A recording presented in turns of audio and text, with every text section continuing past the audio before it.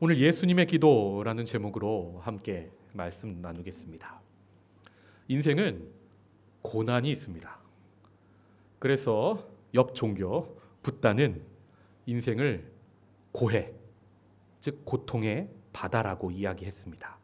고통이 끝이 없다는 말입니다. 파도가 1년 365일 단 하루도 쉬지 않고 연속해서 해안을 치는 것처럼 인생의 고통도 문제 하나 벗어나면 다른 문제가 계속 찾아온다는 말입니다. 성경도 인생의 길에서 고난은 피할 수 없는 것이라 가르칩니다. 그것은 예수를 믿는 우리 성도에게도 마찬가지입니다. 먼저 우리가 인생을 살다 보면 누구나 경험하는 보편적인 고난들이 있습니다. 예컨대 여성들의 출산, 남성들의 군 생활 경험입니다. 그래서 요새 대한민국이 서로 싸워요. 여자가 출산하는 게 더 힘드냐, 남자가 군대 가는 게 더 힘드냐. 이 싸움이 어디까지 번진 줄 아십니까? 청와대 게시판까지 난리가 난 적이 있었습니다. 여러분, 왜 남자들이 모이기만 하면 군대 이야기를 하는 줄 아십니까? 그것은 남자들이 공통으로 경험한 보편적인 고난이기 때문입니다. 군대 생활의 고난에 관한 유머 하나를 소개해 보겠습니다. 안 웃으셔도 됩니다. 잠들기만 하면 기상, 먹을만 하면 식사 끝, 쉴만 하면 집합, 움직일만 하면 동작 그만, 휴가 갈만 하면 비상, 편지 쓸만 하면 소등, 공부할만 하면 사역, 편할만 하니까 저녁. 인생의 길에는 이런 보편적인 고난 말고 때로 아주 특별한 고난을 우리가 만날 때가 있습니다. 다윗은 그런 고난을 시편 23편에서 사망의 음침한 골짜기를 지나는 경험이라 노래했습니다. 베드로는 또 그런 고난을 불의 시험에 비유했습니다. 공을 들여 세운 건물을 다 태워버리는 불의 위력처럼 우리 삶을 태우는 불같은 시험이라는 뜻입니다. 베드로전서 4장 12절에서 13절, 사랑하는 자들아, 너희를 연단하려고 오는 불시험을 이상한 일 당하는 것 같이 이상히 여기지 말라. 오히려 너희가 그리스도의 고난에 참여하는 것으로 즐거워하라. 아멘. 그래서 우리 그리스도인들은요, 이런 고난을 피하는 게 아니라 이런 고난 앞에서 기도를 하게 됩니다. 야고보서 5장 13절을 같이 읽어보겠습니다. 시작.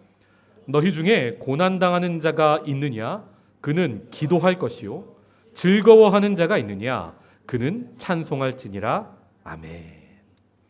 우리 신앙의 주 되신 예수님도요, 그래서 기도하셨습니다. 공생애 동안 수많은 핍박, 또 죽이려는 위협 속에서 하나님의 일을 감당하셔야 했으니 기도 안 하시고는 견디실 수가 없었던 것 같습니다. 오늘 우리가 마가복음 14장을 보기까지 예수님 3년 공생애 동안 정말 많은 사역을 하셨습니다. 그리고 기적의 연속이었습니다. 그런데 그 많은 사역들에 가리워 우리가 잘 보지 못하는 것이 있는데 그것이 바로 예수님의 기도 생활입니다. 여러분, 빙산의 일각이라는 말 들어보셨죠? 바다에서 가끔 붓고 큰 얼음 덩어리에서 떨어져 나온 빙하가 있는데요. 그 빙산이 물 위에 보이는 모습은 정말 조금이고 사실 보이지 않는 물에 잠긴 그 밑에는요, 어마어마한 사이즈의 얼음 덩어리가 있다고 합니다. 이처럼 마가복음에서 사람들이 낮에 보고 경험한 예수님의 기적들은요, 물 위에 올라온 빙산의 일각이고 이 많은 사역들을 감당하시기 위해서 사실 예수님 물 밑에 거대한 사이즈의 얼음 덩어리처럼 사람들 보이지 않는 곳에서 정말 많이 기도하셨습니다. 저도 30대까지는 예수님의 기도보다 예수님의 능력, 예수님의 사역만 주로 눈에 보였습니다. 빙산의 일각만 보고 예수님을 마치 다 안다고 생각했던 시절이 있었습니다. 신학대학원 다닐 때부터 찬양 인도를 해서 늘 예배에서도 화려한 자리, 모든 사람이 주목하는 자리에만 제가 주로 있었습니다. 교회도 주로 큰 대형 교회에서 주로 사역을 했습니다. 그런데 제가 대형 교회 사역을 접고 개척교회 사역을 하고 또 이렇게 싱가포르에 와서 여러 사역을 경험하고 또 작년 말에 억울한 고난도 잠시 경험하면서 예수님이 아무도 없는 곳에서 얼마나 기도하셨는지가 성경에서 보이기 시작했습니다. 물 위로 드러난 얼음덩이만 아니라 물 밑에 잠긴 어마어마한 빙산 전체를 보게 되었던 겁니다. 마가복음 1장 35절 말씀. 새벽 아직도 밝기 전에 예수께서 일어나 나가 한적한 곳으로 가사 거기서 기도하시더니. 누가복음 6장 12절 말씀. 이때에 예수께서 기도하시러 산으로 가사 밤이 새도록 하나님께 기도하시고. 아멘. 예수님은요, 고난과 핍박을 이기시고 하나님의 일을 하시기 위해서 늘 기도하셨습니다. 새벽에 일찍 일어나 기도하셨고 혹은 이슬을 맞으며 밤이 새도록 기도하셨습니다. 오늘 마가복음의 동일 본문인 누가복음 22장을 보면요, 예수님께서 습관을 쫓아 감람산으로 기도하러 가셨다고 나옵니다. 기도는 예수님의 습관이었던 겁니다. 예수님의 많은 기도 중에서도 오늘 본문에 나오는 기도는 정말 특별합니다. 이날 밤 이제 기도를 마치시면 자신의 사랑하는 제자 가룟 유다가 배신하고 자신을 팔아넘깁니다. 가족처럼 지냈던 제자들이 모두 자기를 버리고 도망을 갑니다. 그리고 예수님 자신은 홀로 십자가 고난을 향하여 나아가야 합니다. 여러분 그거 아십니까? 무서운 일을 당하는 그 순간보다 그 일을 당할 것을 알고 기다리는 순간이 더 두렵고 떨리는 겁니다. 제가 초등학교, 중학교, 고등학교 시절까지 주로 체벌이 많이 있었습니다. 그런데요, 체벌 당할 때 정말 힘든 게요, 이렇게 1분단, 2분단, 3분단, 4분단 있는데 저는 잘못한 거 없는데 몇 명이 잘못해서 단체 기합을 받는 것도 억울하지만 이제 그 남자 선생님이 하키채로 때리시는데요, 제가 4분단 끝이에요. 근데 제일 먼저 맞으면 차라리 마음 편해요. 1분단부터 때리시는데 책상 위로 올라가서 무릎을 꿇습니다. 그리고 무릎 이 허벅지 살을 하키채로 때리시는데 그 남중 남고였거든요. 남자애들이 퍽퍽 쓰러질 정도로 짝짝 그 찰진 소리가 나면서 아이들의 그 신음소리, 으악! 으악! 여러분 한 50명, 60명이 한 반에 있는데 마지막 분단에 있는 저는요 이미 한 40대 맞은 것 같아요. 그것처럼 예수님 십자가 고난도 힘드셨지만 그 고난을 준비하시고 미리 아시고 겟세마네 동산에서의 그 시간이 무척 힘드셨던 것 같습니다. 이 오늘 밤 기도가 그랬단 말입니다. 본문 33절, 34절의 말씀입니다. 베드로와 야고보와 요한을 데리고 가실새 심히 놀라시며 슬퍼하사 말씀하시되 내 마음이 심히 고민하여 죽게 되었으니. 아멘.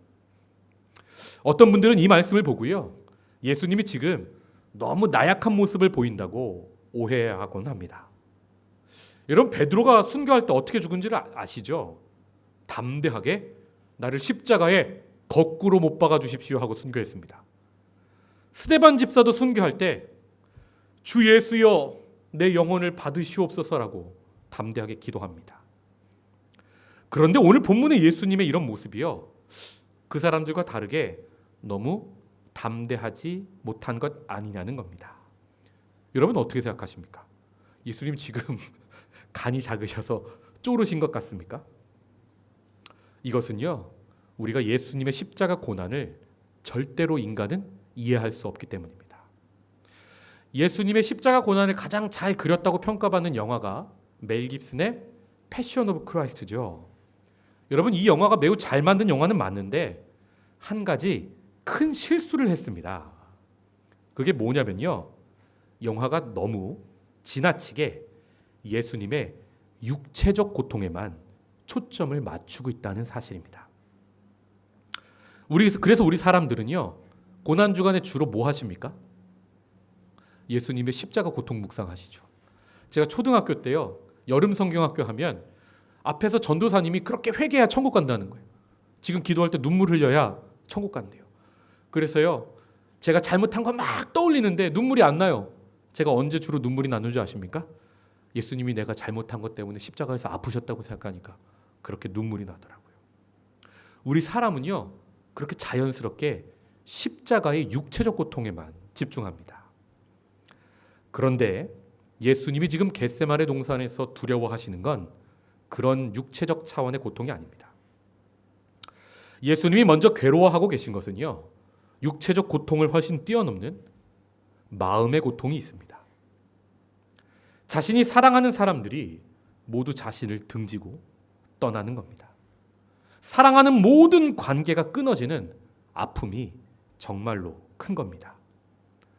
거기에 더 나아가 예수님은 지금 영적인 고통을 겪고 계십니다. 창세 이래로 마지막 때까지, 아담부터 마지막 사람까지 사람들이 지은 모든 죄를 자신이 어깨에 홀로 감당하셔야 합니다. 죄는 하나도 지어본 적이 없는 거룩하신 분이 죄인이 되는 겁니다. 그 모든 저주를 홀로 감당하십니다. 이를 위해서요, 단 한 번도 끊어진 적이 없는 하나님과의 영적인 관계가 잠시 십자가에서 앞으로 끊어지게 됩니다. 예수님, 하나님, 성령님은요, 창세부터 지금까지 단 한 번도 분리되어 본 적이 없는 홀로 하나이신 삼위일체 하나님이십니다. 그런데 그 온전한 하나됨의 관계가 끊어지는 겁니다. 이 아픔은 사람은 절대 이해할 수 없는 아픔인 겁니다. 이 모든 고통을 감당하시기 위해 우리 예수님 그날 밤 기도하러 감람산에, 겟세마네 동산에 가시는 겁니다. 여러분, 감람산은요, 말 그대로 올리브산이라는 뜻입니다. 이 산은 예루살렘 동쪽에 위치한 예루살렘과 아주 가까운 산입니다. 또 겟세마네 동산은 감람산 여러 언덕 중에 예수님이 기도하러 자주 찾으시던 장소였습니다. 여러분, 이 본문 바로 뒤에 가룟 유다가 예수님을 대제사장에게 넘기기 위해 이곳으로 바로 찾아옵니다. 가룟 유다가 이때쯤이면 예수님이 어디에 계시겠구나 알 만큼 예수님께서 늘 기도하시던 장소였던 겁니다. 여기서 겟세마네라는 말은 아람어로 가쉐마네인데 뜻이 기름을 얻기 위해 누르는 틀, 기름을 짜는 장소를 뜻합니다. 성경학자들에 의하면 성전 안을 밝히는 금촛대 등불 기름을 이곳 감람산에서 짜서 가져갔다고 합니다. 예수님이 본인이 세상의 어둠을 밝히는 빛이라 하셨는데 그 빛을 내기 위해서 기름이 필요하죠. 이를 위해서 예수님 예루살렘에 오실 때마다 빛을 발하기 위해 바로 이곳에서 기름 짜듯 간절히 자신을 짜내어 기도하셨던 겁니다. 겟세마네에서 예수님이 기도하신 다른 이유가 한 가지 더 있습니다. 예수님께서 겟세마네 동산에서 기도하시기 전에 제자들과 마가다락방에서 성만찬을 하셨죠. 그 성만찬 유대 전통에 의하면 유월절 식사를 하실 때 잔을 4번 들고 주최자가 축사를 합니다. 우리로 치면 4번 건배를 하는 겁니다. 그런데 그 마가다락방에서 최후의 만찬을 제자들에게 베푸실 때 신기하게도 예수님 3번만 잔을 나누시고 4번째는 하지 않으십니다. 그리고 이렇게 말씀하십니다. 마가복음 14장 23절부터 제가 읽겠습니다. 또 잔을 가지사 감사기도 하시고 그들에게 주시니 다 이를 마시매 이르시되 이것은 많은 사람을 위하여 흘리는 나의 피 곧 언약의 피니라. 이게 3번째 잔을 드시고 나서 하신 말씀이고요. 4번째 잔을 드셔야 하는데 드시지 않고 이어서 무엇라 말씀하십니까? 25절. 진실로 너희에게 이르노니 내가 포도나무에서 난 것을 하나님 나라에서 새 것으로 마시는 날까지 다시 마시지 아니하리라 하시니라. 이에 그들이 찬미하고 감람산으로 가니라. 아멘. 4번째 잔은 마가다락방에서 나누시지 않고 십자가 고난과 부활 이후에 제자들과 다시 만나서 나누시겠다 말씀하신 겁니다. 그리고 바로 그 마지막 4번째 잔을 이제 십자가에서 흘릴 보혈로 채우시기 위해 지금 겟세마네 동산에서 먼저 땀을 흘리며 기도하시는 겁니다.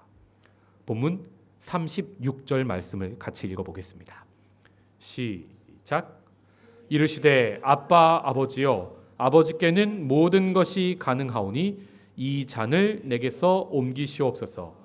그러나 나의 원대로 마시옵고 아버지의 원대로 하옵소서 하시고. 아멘. 여기서 예수님이 말씀하신 이 잔은 무엇입니까? 바로 유월절 식사 4번째 잔. 이제 십자가 고통 속에 흘릴 예수님의 보혈의 잔을 의미하는 겁니다. 그래서 누가복음을 보면요, 예수님이 겟세마네에서 기도하던 모습을 이렇게 표현하고 있습니다. 누가복음 22장 44절 말씀. 예수께서 힘쓰고 애써 더욱 간절히 기도하시니 땀이 땅에 떨어지는 핏방울 같이 되더라. 여러분, 지금 예수님이 기도하시는 이 장소에는 올리브 나무가 무척이나 많았습니다. 그리고 곳곳에 그 올리브 기름을 짜는 틀이 놓여 있습니다.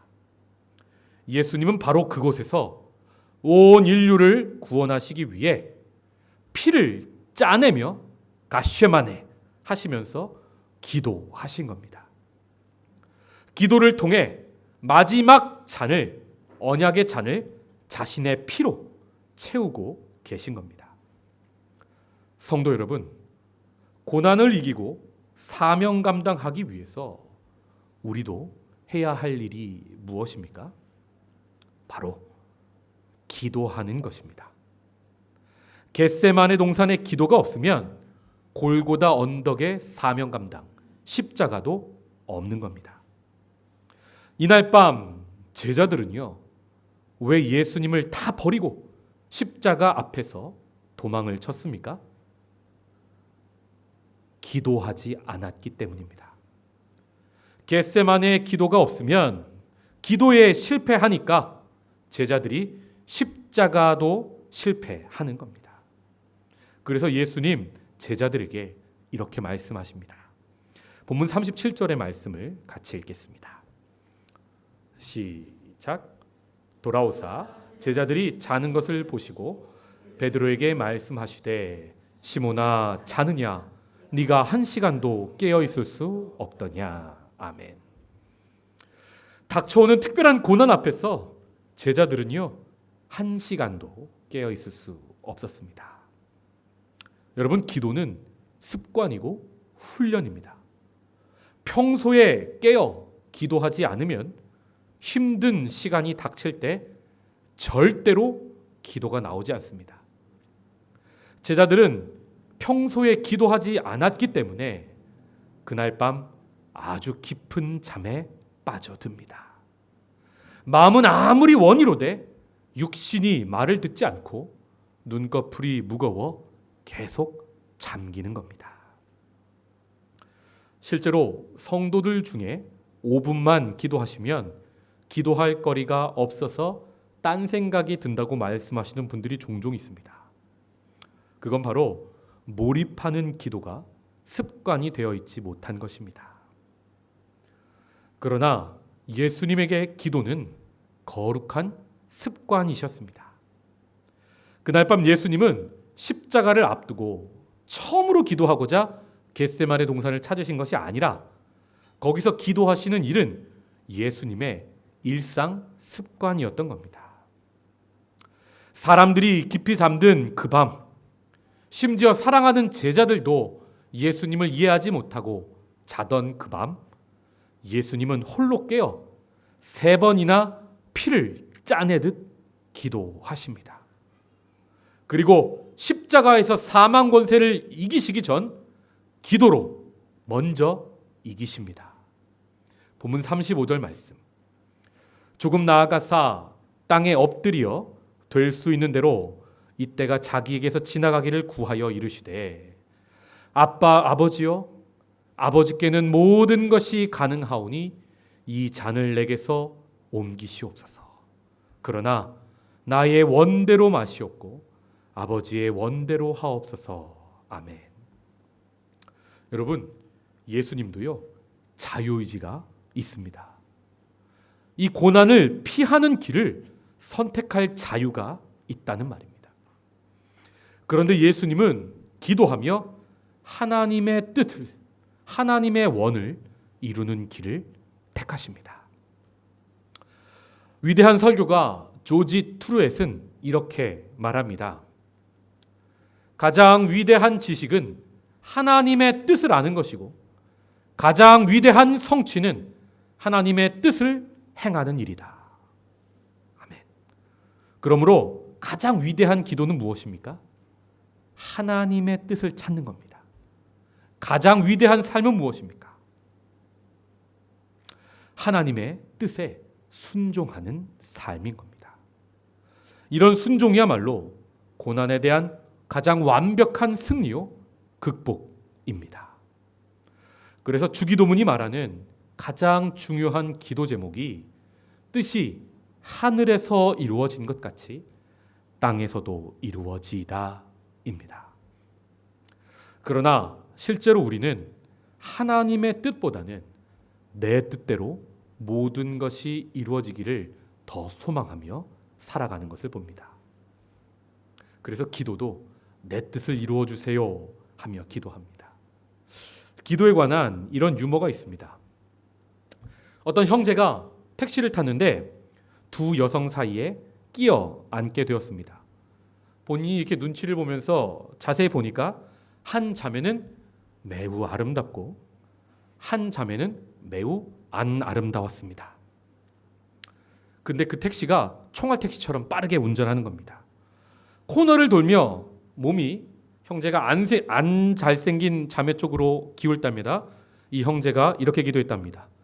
시험에 들게 마옵소서. 아름다운 자매 쪽으로 몸이 기울 때마다 뭐라고 기도합니까? 뜻대로 하옵소서.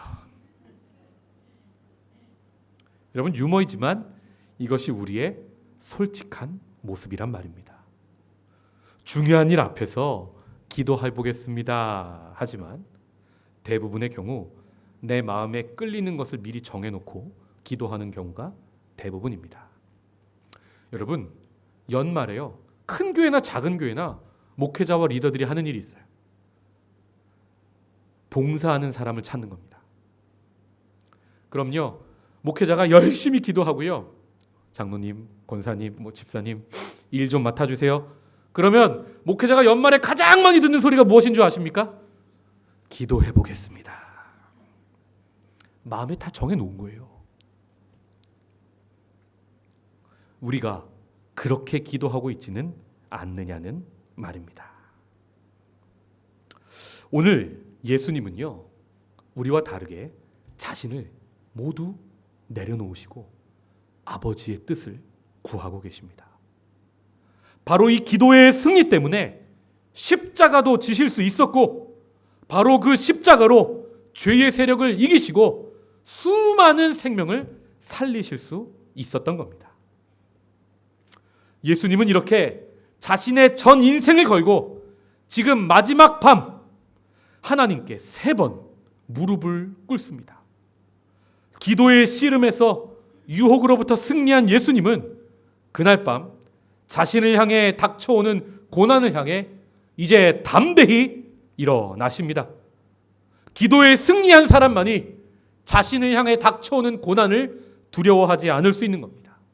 그리고 이렇게 말씀하십니다. 본문 41절. 세 번째 오사 그들에게 이르시되 이제는 자고 쉬라. 그만 때가 왔도다. 보라, 인자가 죄인의 손에 팔리느니라. 일어나라, 함께 가자. 보라, 나를 파는 자가 가까이 왔느니라. 아멘. 성도 여러분, 우리도 큰 고난 앞에서 사명 감당하기에 앞서서 먼저 예수님처럼 기도하기 원합니다. 그런데 그 기도가 우리의 뜻을 하나님께 관철시키는 기도가 아니라 하나님의 뜻이 나를 관통하여 이 땅에 이루어지기를 기도합시다. 저는 사실 피 끓는 10대, 20대 때도 기도 꽤나 하는 사람이었습니다. 다른 사람들보다 제법 많이 기도했습니다. 여러분, 그러니까 제가 신학대학원을 갔겠지요. 그런데 그 기도 내용이 조금 이상했습니다. 아내 이건미 목사를 만났을 때 제가 어떻게 기도했는 줄 아십니까? 꽤나 오랜 시간이 지났는데도 그 기도문이 잊혀지질 않아요. 참 아름답게 포장했는데 내용은 땡깡 그 자체였습니다. 한번 들어보십시오. 하나님, 저는 앞으로 다친 사람들의 마음을 여는 하나님의 병따개 오프너입니다. 그런데 지금 제가 간절히 원하는 이 사람 마음을 열지 못하고 있습니다. 하나님, 제가 이 한 사람의 마음도 열지 못하면서 앞으로 제가 만날 수많은 성도의 다친 마음을 절대로 열 수 없을 것 같습니다. 협박이죠. 하나님, 저를 오프너로 사용하시려면 먼저 이 사람 마음도 열어 주옵소서. 그렇게 3일을 식음을 전폐하고 간절히 기도했습니다. 장로의 신학대학교 기도탑 가장 높은 곳에 올라가 한여름에 에어컨도 없는데 문을 꽉 닫고 혼자 1시간 동안 그렇게 빽빽 하늘을 향해서 소리 지르면서 간절히 떼를 쓰며 기도했습니다. 여러분, 그렇게 제 기도는 철이 없었습니다. 결혼을 하고 아이를 키우고 그렇게 인생을 조금 알아가면서 기도하지 않고는 살 수가 없었습니다. 제 기도가 인생 때문에 조금씩 변하기 시작했습니다. 첫째 아들 소명이가 난 지 한 달 만에 뇌수막염과 폐혈증으로 매우 아팠습니다. 아산병원에 한 달 넘게 입원해 있었습니다. 의사가 죽을 수도 있다고 하고 살아도 청각장애를 앓을 수 있다고 했습니다. 그 말을 듣고서 제가요, 아무도 보지 않는 대형병원의 비상계단으로 뛰어갔습니다. 그리고 울면서 주저앉아서 하나님께 기도했습니다. 또 둘째의 소은이도 태어난 지 얼마 되지 않아서 혈변을 보는 거예요. 병원에 데려갔더니 장이 괴사되고 있다고 했습니다. 그래서 소은이가 태어난 지 2주 동안, 태어나서 2주 동안 금식했습니다. 아이가 뼈만 앙상해지는 것을 보며 부모로서 절대자이신 하나님 앞에 기도가 안 나올 수가 없었습니다. 그렇게 하나님 제게 기도를 배우게 하셨는데요, 차라리 제 생명을 받으시고 하나님 이 아이들을 살려주세요, 기도가 나오더라고요. 그렇게 제가 중보기도를 배웠습니다. 또 목회를 12년간 하며 성도들의 아픈 이야기를 들으면 기도하지 않고는 살 수가 없었습니다. 제가 맡은 교구에서 13살 아이가 백혈병으로 서울대 병원에서 죽어갔을 때, 또 한 집사님이 과로로 쓰러지셔서 한밤중에 응급실에 실려갔을 때, 또 어떤 성도는 사업이 망해서 빚을 많이 지고 자살하려 할 때, 목사로서 제가 기도하지 않고는 버틸 수가 없었습니다. 그렇게 저는 목사로서 성도를 사랑하는 기도를 배우게 하셨습니다. 그리고 싱가포르로 올 때 하나님이요, 제 뜻이 아니라 하나님의 뜻을 구하며 인생의 방향을 결정하는 법을 배우게 하셨습니다. 저는요, 쿠바로 가고 싶었어요. 아니면 미국으로 가고 싶었어요. 그런데 하나님은 말씀으로 싱가포르라는 겁니다. 사례비가 얼마인지도 몰라요. 거기에 목사님들이 어떤 분이 있는지도 모르고 성도가 어떤 줄도 몰라요. 그냥 말씀 하나 붙잡고 순종한 겁니다. 사랑하는 성도 여러분, 여러분은 지금 어떤 기도 생활을 하고 계십니까? 혹시 지금 눈앞에 큰 고난이 있지는 않으십니까? 하나님께서 여러분을 겟세마네 동산, 땀방울이 땅에 떨어지는 핏방울이 되도록 짜내는 기도의 자리로 여러분을 부르고 계신 겁니다. 그곳에서 하나님의 뜻을 구하고 기도로 먼저 승리하라 초청하고 계시는 겁니다.